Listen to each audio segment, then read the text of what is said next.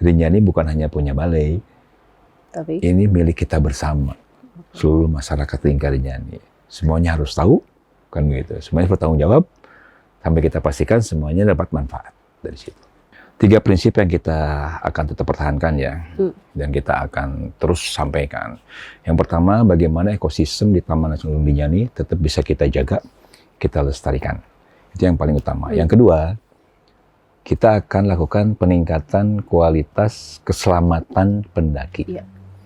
Yang ketiga, yang paling penting, bahwa kita juga harus menjamin manfaat ekonomi masyarakat sekitar. Saya ke Rinjani harus patuhi aturan ini.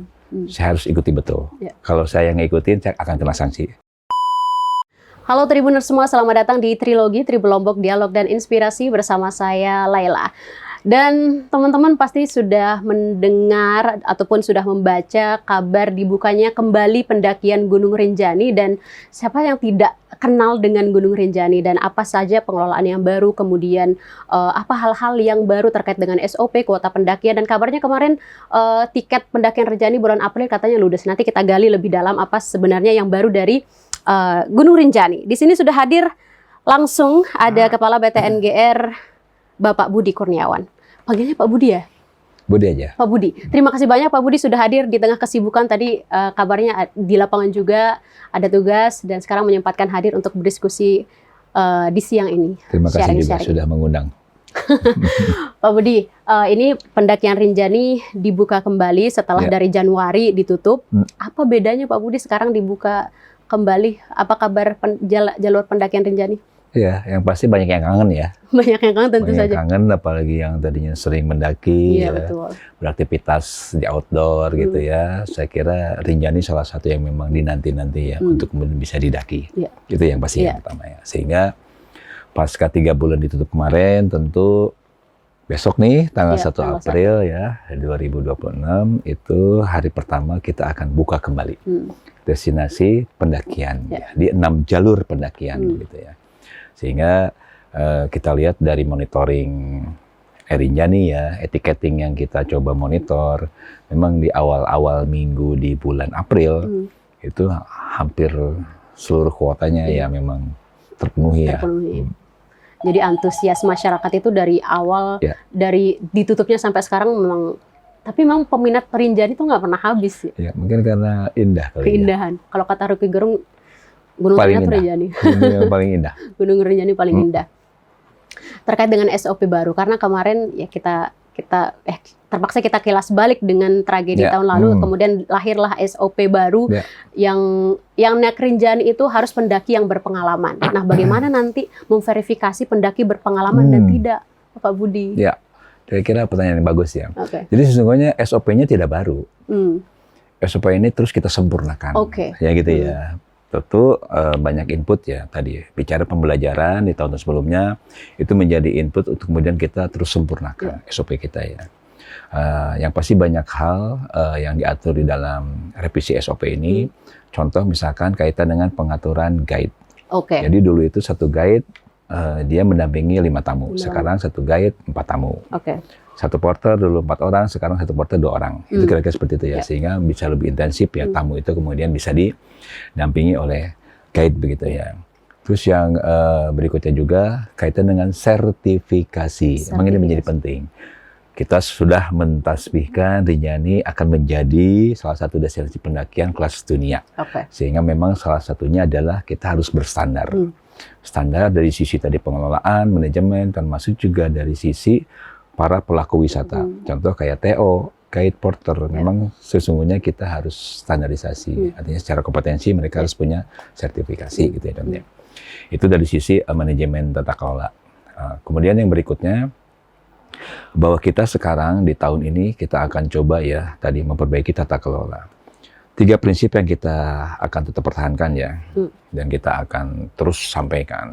Yang pertama, bagaimana ekosistem di Taman Nasional Gunung Rinjani tetap bisa kita jaga, kita lestarikan. Itu yang paling utama. Yang kedua, kita akan lakukan peningkatan kualitas keselamatan pendaki. Yang ketiga, yang paling penting, bahwa kita juga harus menjamin manfaat ekonomi masyarakat sekitar. Jadi 3 prinsip ini yang memang sekarang kita emban untuk menuju tadi tata kelola menuju kelas dunia begitu ya. Gitu. Tadi kaitan dengan pembelajaran di tahun lalu, maka di tahun ini, mungkin kemarin juga kita di hari Sabtu ya, di tanggal 28 Maret 2026, kita kemarin sudah lakukan yang namanya seremoni ya, sebagai simbolis ya, bahwa kita di kami gitu di Taman Nasional Rinjani, memang ada 2 event utama ya, yang Sabtunya kita lakukan. Pertama adalah Rinjani Meriri. Rinjani Meriri. Yang kedua Rinjani Begawe. Okay. Rinjani Meriri adalah seremoni untuk kita menuju persiapan penutupan. Oke. Gitu ya, penutupan, untuk kemudian kita berikan waktu Gunung Rinjani untuk beristirahat. Ya, dia memulihkan dirinya, ekosistemnya.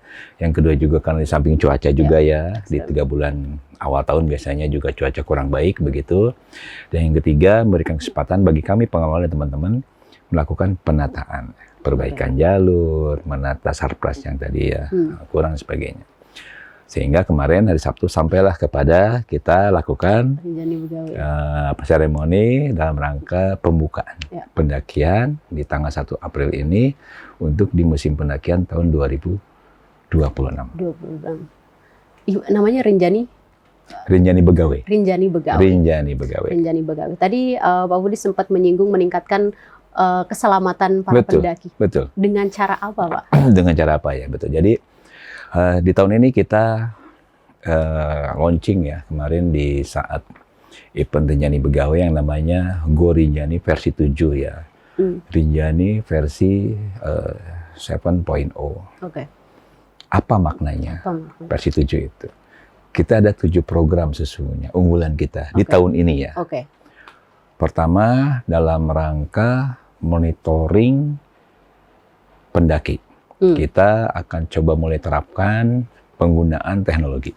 Karena sekarang kita akan kedepankan data dan teknologi. Pertama, misalkan pendaki kita akan coba menuju coba menggunakan gelang itu RFID ya, RFID itu satu ya. Yang kedua, kita pun juga ada aplikasi ya, namanya Beacon. Itu aplikasi cukup simpel saya kira, karena hanya menggunakan HP. Saya yakin kita semua pendaki, porter, guide punya HP. Satu kan gitu ya. Sehingga HP ini menjadi alat yang kita akan gunakan menjadi satu kesatuan sistem untuk kemudian kita bisa monitor. Jadi cara kerjanya kita ada aplikasi Beacon namanya ya. Itu terkoneksi dengan tadi HP tadi itu. Jadi si pendaki, guide, porter dia tinggal login, kita berikan username, password. Ketika dia sudah login, maka semenjak itu pun juga pergerakannya akan termonitor di command center kita. Selama HP-nya hidup, dia akan kita monitor mudah gitu. Itu memudahkan tadi ya, memudahkan monitoring sehingga apa nanti manfaatnya adalah kecepatan respon ya ketika ada sesuatu hal terjadi di lapangannya. Itu yang kedua ya.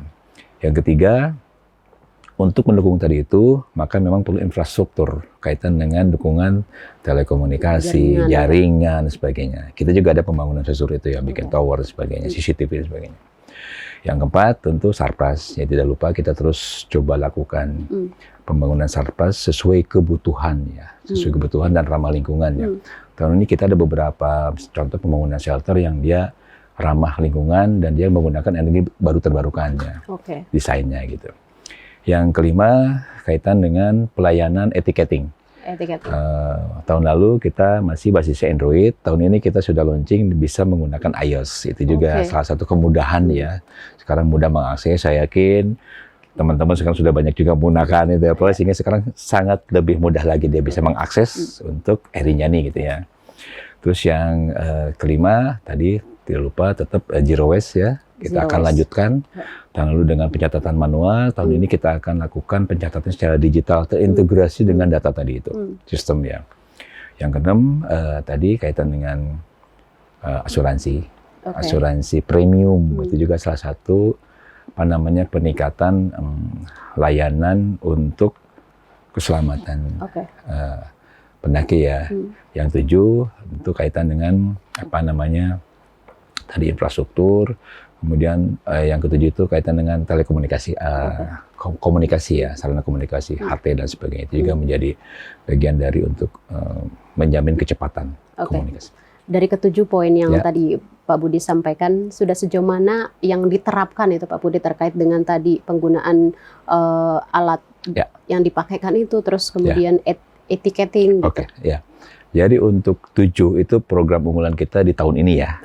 Artinya semuanya juga berproses gitu ya. Yang sudah adalah pertama iOS.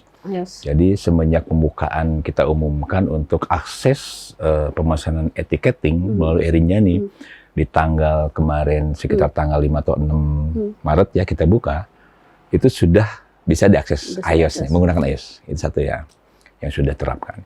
Yang kedua kaitan dengan tadi Beacon besok kita akan dicoba untuk jalur Sembalun. Yang berarti yang pertama ini? Iya, yang Beacon kita akan dicoba untuk Sembalun besok, karena basisnya cukup mudah lah tadi, menggunakan HP saja dan sebagainya. Terus yang ketiga tuh tadi, bicara infrastruktur. Beberapa di lapangan juga sudah ada kelihatan kaitan dengan sarana pengaman untuk railing dan sebagainya, termasuk shelter juga itu juga sudah mulai kelihatan. Yang lain itu berproses ya, karena memang butuh waktu, effort, sumber daya dan sebagainya. Tapi harapan kita sih tahun ini 7 program tadi bisa kita kita wujudkan begitu ya. Tadi lupa satu lagi tambahannya adalah asuransi. Penerapan asuransi premium. Itu juga tadi ya belajar dari beberapa pengalaman sebelumnya ya, bahwa perlu respon cepat, bahwa perlu ternyata surplus yang memang harus cukup baik begitu ya.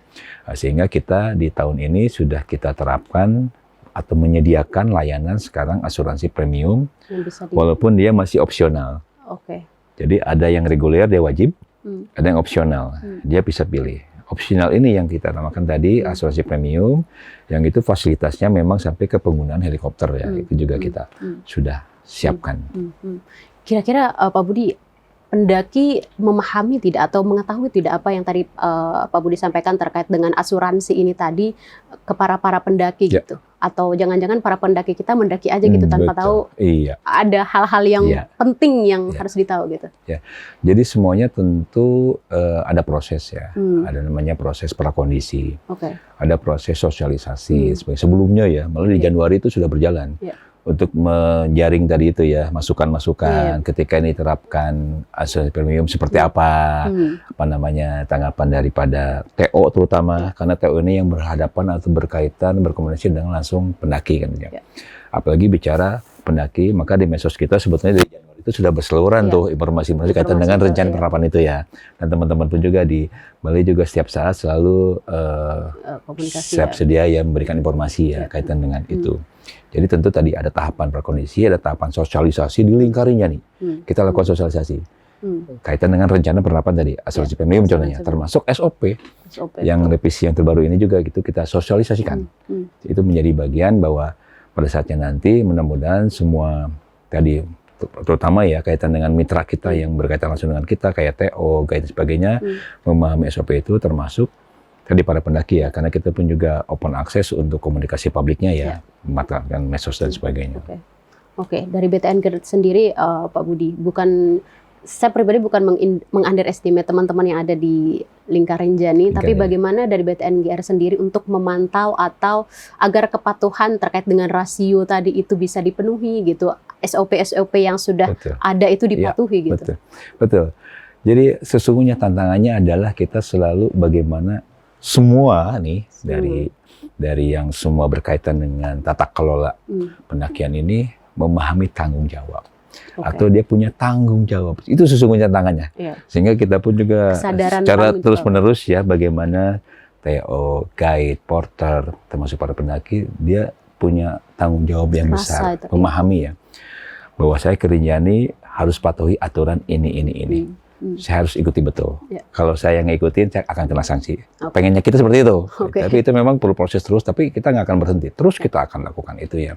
Sehingga sesungguhnya itu sebetulnya yang nanti akan banyak membantu kita, apalagi tadi bicara potensi kecelakaan. Ketika tadi semuanya merasa bertanggung jawab kaitan dengan sampah contohnya. Sampah yang saya bawa ke atas, harus persis sampah yang saya bawa ke bawah. Itu sederhana, tapi perlu tanggung jawab tadi ya. Ketika itu bisa terapkan, kemudian juga ketika pendaki melaksanakan perjalanannya, dia mengikuti aturan, termasuk mengikuti guide-nya, saya kira tadi potensi kecelakaan sebagainya harusnya sih tidak terjadi, harusnya tidak terjadi. Dan di jalur pendakian Rinjani ada titik-titik rawan yang katanya yang kayak kemarin, dan itu ada langkah antisipasi nggak dari BTNGR sekiranya ada kejadian terulang di titik-titik rawan itu? Betul. Jadi memang masa penutupan ini dari mulai Januari sampai dengan Maret, tadi selain untuk kepentingan tadi ya pemulihan ekosistem ya, kemudian juga karena cuaca. Yang ketiga sesungguhnya adalah memberikan waktu kepada kita pengelola untuk melakukan tadi pemeliharaan jalur, perbaikan jalur, penataan jalur. Itu jadi itu yang kita lakukan 3 bulan ini sebetulnya. Dan tadi persis tentu 3 bulan ini banyak dinamika tadi. Ada jalur yang sudah berubah karena hujannya sebagainya. Ada tadi mungkin ada kerusakan dan sebagainya. Itu menjadi perhatian kami dan insya Allah mudah-mudahan besok itu semuanya apa yang tadi kita coba lakukan pemenahan itu bisa juga tadi membantu apa namanya meningkatkan lah kenyamanannya, keamanan para pendaki. Oke. Saya kalau buka sosial media di TikTok itu soal zero waste tentang sampah yang dibawa naik harus sama persis dengan apa yang dibawa turun. Betul. Itu kayaknya itu keren sekali Pak Budi ketika saya lihat. Jadi dihitung gitu. Ya. Dan itu harus terus betul. Karena sederhana, sampahmu tanggung jawabmu. Sampahmu tanggung jawabmu. Iya, Anda punya kewajiban itu bawa turun kembali. Dan itu hukumnya wajib gitu. Wajib. Nanti kena sanksi. Kena sanksi. Terkait dengan sanksi, ada nggak sanksi blacklist bagi entah itu pendaki, entah itu TO, entah itu porter yang melanggar SOP untuk kena hal itu? Ya. Jadi ketika kita bicara standarisasi, maka ada instrumen pengendali yang namanya SOP contohnya ya. SOP tidak hanya mengatur tadi kewajiban, maka juga diatur yang namanya sanksi supaya ada kepatuhan, gitu ya.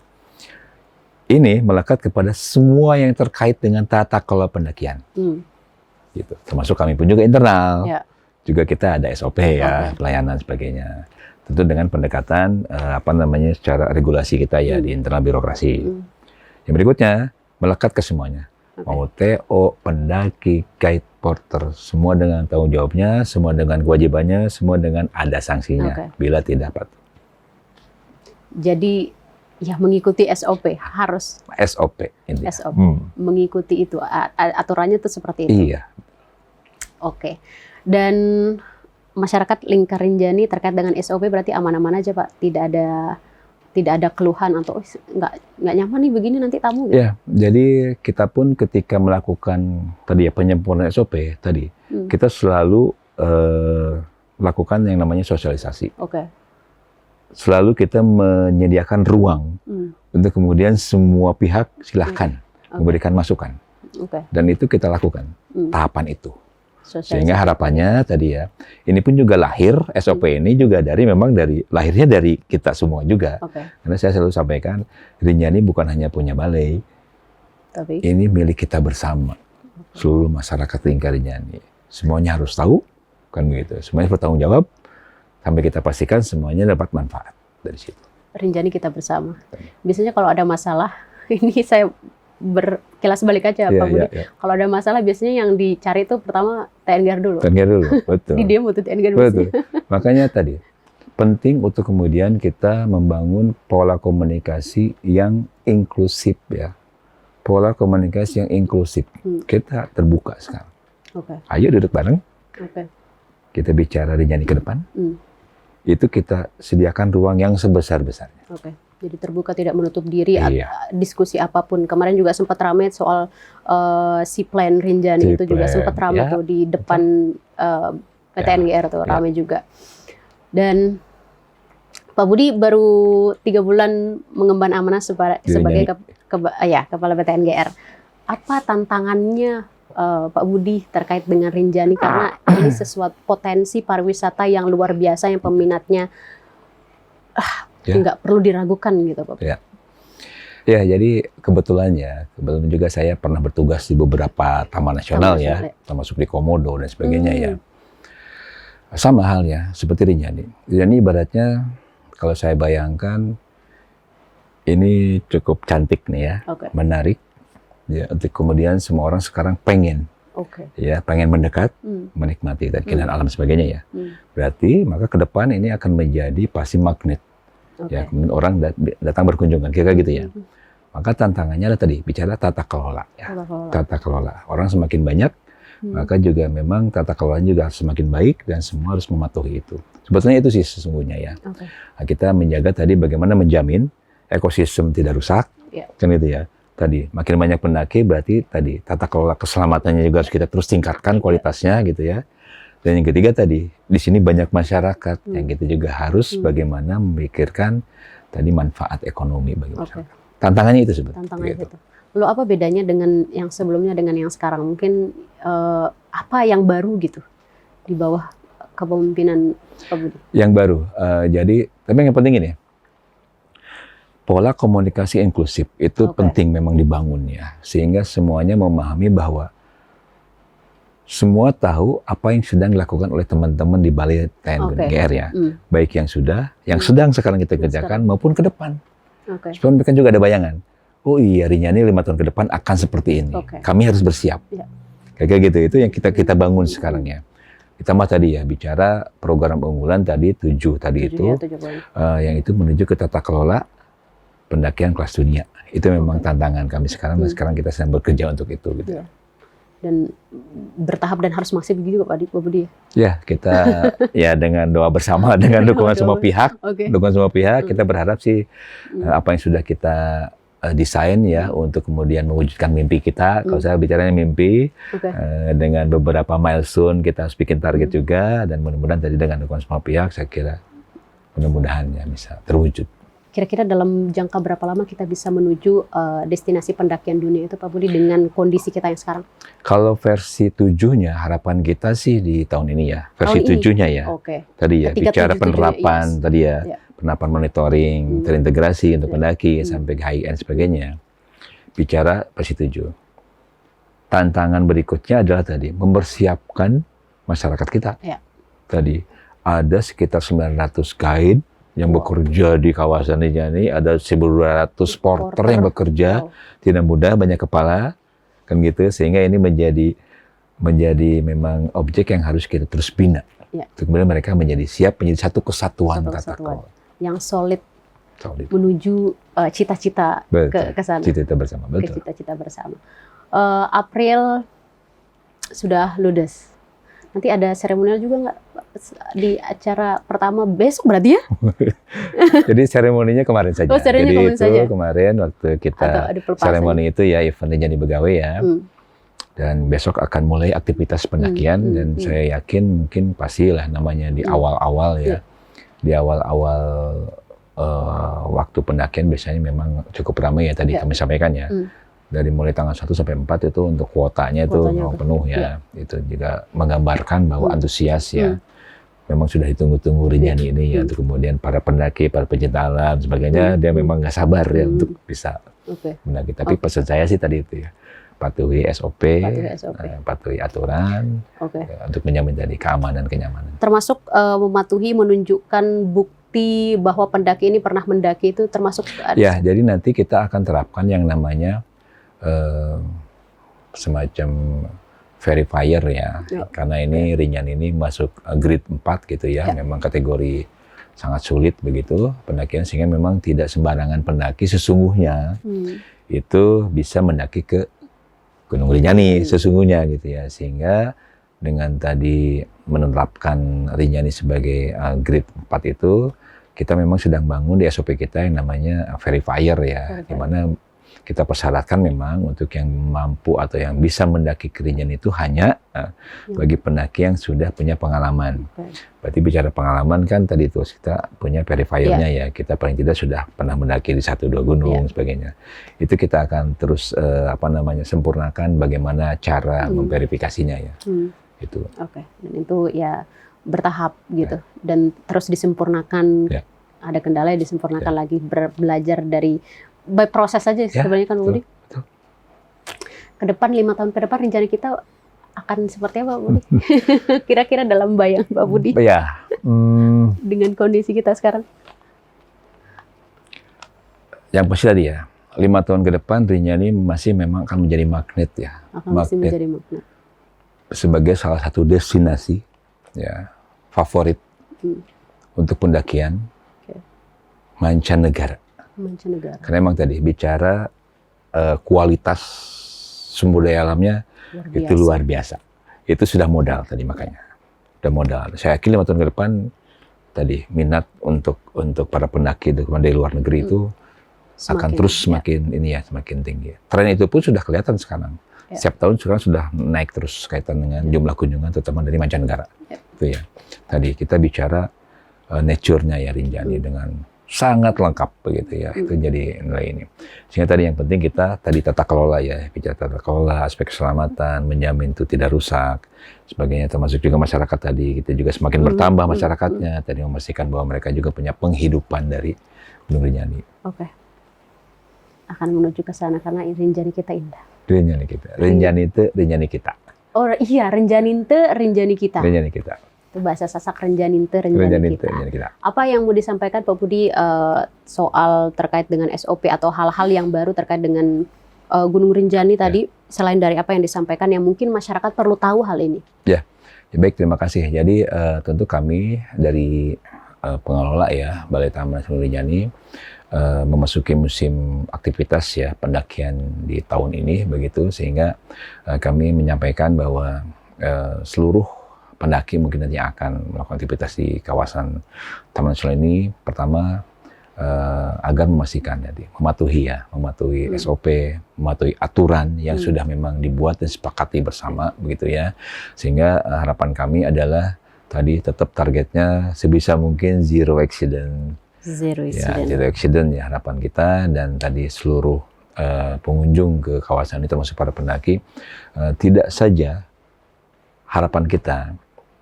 sekedar mendaki. Dia harus punya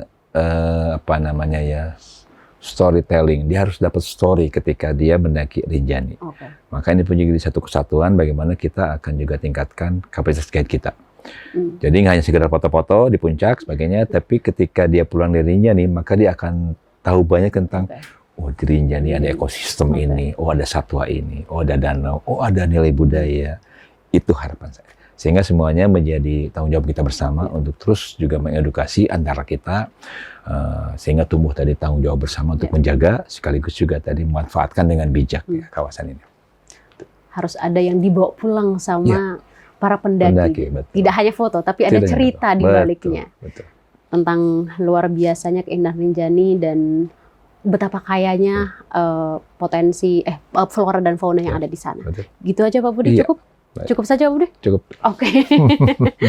Oke, Tribuners semua, ya terima kasih banyak Pak Budi di tengah kesibukan sudah menyempatkan diri mampir untuk berdiskusi terkait dengan dibukanya kembali pendakian Gunung Rinjani, dan kita berharap zero accident tadi. Amin, zero accident, dan para pendaki tadi disampaikan sama Pak Budi patuhi SOP, bukan hanya pendaki tapi kita semua patuhi SOP pendakian Gunung Rinjani agar Rinjani tetap lestari. Rinjani kita. Rinjani kita. Oke, Tribuners semua, nanti kita jumpa lagi. Saya Laila dan di sini ada Kepala BTNGR Bapak Budi Kurniawan, pamit undur diri juga. Sampai jumpa. Wassalamualaikum warahmatullahi wabarakatuh. Waalaikumsalam warahmatullahi wabarakatuh.